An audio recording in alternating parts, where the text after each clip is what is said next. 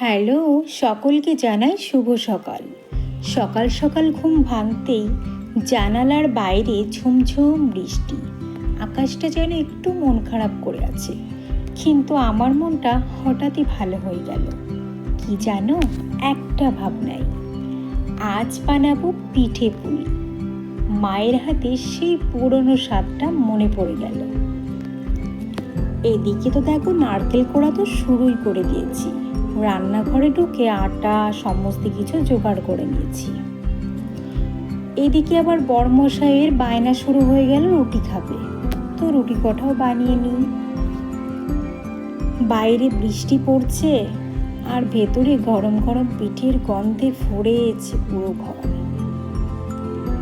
কি জানো তো, একটা একটা করে পিঠে বানাতে বানাতে মনে হচ্ছিল এই ছোট মুহূর্তগুলোই তো আসল সুখ। বৃষ্টির শব্দ, চায়ের কাপ আর পিঠে পুলি, মিষ্টি স্বাদ, দিনটা যেন একদম স্পেশাল হয়ে গেল। রুটি কটা যেন ফুলে ফেপে উঠেছে, তাই না? যাই হোক, এদিকে রুটি কটাও বানানো হয়ে গেছে, খাওয়াও শুরু হয়ে গেছে।